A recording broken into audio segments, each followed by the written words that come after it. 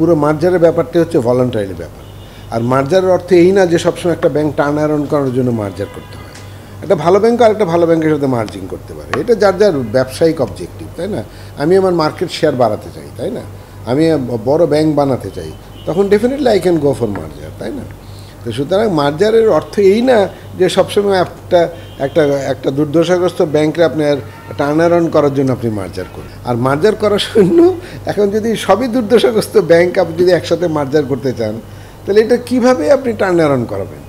তার মানে কি গভর্নমেন্টের টাকা দিয়ে তারপরে ট্যাক্স পেয়ারের টাকা দিয়ে আবার এটাকে টার্ন অ্যারাউন্ড করাবেন? তার মানে এটা আরেকটা প্রবলেম আপনি ক্রিয়েট করুন। তো এখনকার যে পেপারে পত্রিকা এখন দেখতেছি সেন্ট্রাল ব্যাংকের যে মানে যে স্টেপ মার্চ করানো চারটা আপনার 4টা না 5টা ব্যাংক, তার মধ্যে আমি এক্সিম ব্যাংকটা একটু ব্যতিক্রম ব্যাংক বলি, কারণ এক্সিম ব্যাংক তো আসলে ওই 4টা ব্যাংকের মতো না।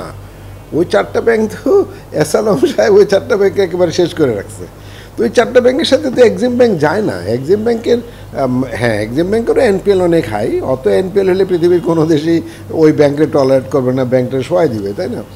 কিন্তু তারপরেও এক্সিম ব্যাংকের performance is much better then all other banks. এবং এই এক্সিম ব্যাংকের রিস্ট্রাকচারিং করার পরেও, তাদের বোর্ড রিস্ট্রাকচার হওয়ার পরে তারা তো এখন দেখি বেশ ভালো করতেছে, তাই না? সুতরাং এদের সাথে ওই 4জনকে এক করাটা ঠিক হয়নি। এটা আমার মনে হয় central bank they should reconsider it. কারণ এই 4টা ব্যাংক আমি দেখলাম তো পেপারে, একটা 95% এনপিএল, আর একটা 93%। তো এত এনপিএল নিয়ে যদি এই 4টা ব্যাংক আপনি মার্চ করেন, তো এরা অপারেশন করার জন্য টাকাগুলো পাবে কোথায়? নিশ্চয়ই সরকার দিবে, নিশ্চয়ই সেন্ট্রাল ব্যাংক দিবে, টাকা ছাপিয়ে দিবে, তাই না? তার মানে এরা তো এদের মধ্যে একটা মরাল হ্যাজার্ড কাজকর্ম করবে, দেখে নাই বললাম।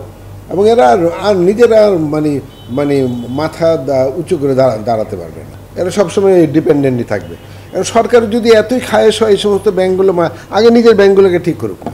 সোনালী, জনতা, অগ্রণী, এগুলোর কী একটা অবস্থা, তাই না? তো শুধু আর মার্জার, প্রথমত মার্জার হচ্ছে একটা ভলান্টারি প্রসেস, এটা আসলে জোর করে করা যায় না, আইনে আপনার যাই বলা থাকুক না কেন।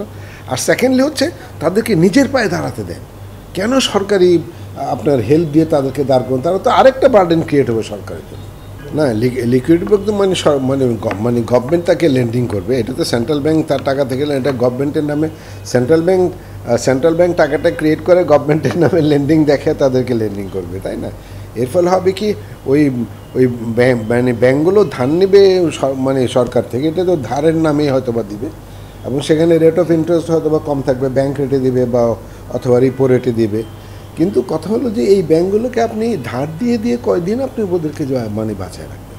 আসলে তো এইগুলো কোনো পলিসি না আমার মতে। এইগুলো একটু সব চিন্তা ভাবনা করে একটা লং টার্ম পলিসি নিতে হবে। এগুলো তো একদিনের ব্যাপার না আমার মতে। এইগুলোকে এরকম জোর করে মার্চ করে না করে, রিস্ট্রাকচার না করে, আপনি একটা কনক্রিটলি একটা এক্সিট পলিসি তৈরি করে দেন। ঠিক আছে ভাই, তোমরা যারা যারা আসো সবাই থাকো, তোমরা এই কয়দিন যাও আমার সাপোর্ট পাবা, তারপরে কিন্তু আমি আর কোনো সাপোর্ট দেবো না, তোমরা এর মধ্যে দাঁড়াতে পারবা, আদারওয়াইজ ইউ মাস্ট কুইট।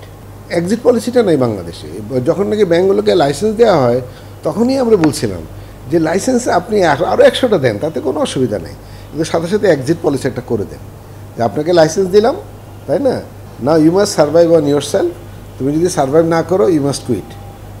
না, এখন লাইসেন্স দেওয়ার অর্থ হচ্ছে যে তাকে আপনি এন্ট্রি দিলেন এবং তাকে বাঁচায় রাখার দায়িত্ব আপনার। এটা একটা কথা হইতে পারে বলেন? ব্যাংক ব্যবসা করবে, সে প্রফিট করবে, ডিভিডেন্ড নিবে, আর সে যখন প্রবলেমে পড়বে তাকে বাঁচায় রাখার দায়িত্ব সেন্ট্রাল ব্যাংকের বা গভর্নমেন্টের। এটা একটা কথা হইল নাকি? এখন তাই মনে করি যে আগে যে শুধু ডিপোজিটর আতঙ্কগ্রস্ত ছিল, তাই না? এখন আরেকটা আতঙ্ক সৃষ্টি হচ্ছে এই কর্মচারীদের মধ্যে। মানে একটা আতঙ্ক দূর করতে যে আপনি সেকেন্ড আরেকটা আতঙ্ক তৈরি করলেন। মার্জারের এমন কোনো থিওরি নেই যে সবসময় দুর্বল ব্যাঙ্কগুলোকে টার্ন অ্যারাউন্ড করার জন্য মার্জার করুন। ইভেন সবল ব্যাংকের সাথে মার্জার করতে পারে তার মার্কেট শেয়ার বাড়ানোর জন্য বা তার সাইজ বাড়ানোর জন্য, ইচ্ছা করেই করতে পারে, তাই না? সুতরাং নট নেসেসারি যে আপনার দুর্বল ব্যাংকে টার্ন অ্যারাউন্ড করার জন্য মার্জার করবেন তা না। এখন ধরেন এই যে আপনি যে জোর করে করবেন, সামান্য যারা নাকি মানে আপনার নর্মাল শেয়ার হোল্ডার, তারা যদি কেস করে দেয় তখন কী হবে? এগুলো একটু চিন্তা ভাবনা করা উচিত, তাই না? কেস তো করবেই আমি জানি। এখন ওই গ্রুপের ব্যাংকগুলোর সঙ্গে এক্সিম ব্যাংক সহ আমরা একটি মার্জার প্রক্রিয়া অনেকেই মনে করছেন যে এখন আবার ব্যাংকিং খাতে নতুন করে আরেকটি গোষ্ঠী বা রাজস্ব নিয়ন্ত্রণ, নতুন কোনো গোষ্ঠী হয়তো বা মানে আপনার কী বলে তৈরি হচ্ছে না, কিন্তু যেভাবে এইগুলোকে টার্ন অ্যারাউন্ড করাতে যাচ্ছে, এইগুলো তো আমার মনে হয় সমস্যার সমাধানটা হবে না। এগুলো আরও একটু চিন্তা ভাবনা করে, আরও একটু হোমওয়ার্ক করে, আর একটু মানে ওয়াইডলি আলাপ আলোচনা করে তারপরে এগুলোতে করা উচিত, তাই না? আসলে এখন যে উদ্দেশ্যে বাংলাদেশ ব্যাংকগুলোকে মার্জার করেছে, বাংলাদেশ ব্যাংকের উদ্দেশ্য তো খারাপ না, কিন্তু উদ্দেশ্যটা সফল হবে কিনা সেই এক্সারসাইজটা করা হচ্ছে না। এটাই হচ্ছে আমার কথা।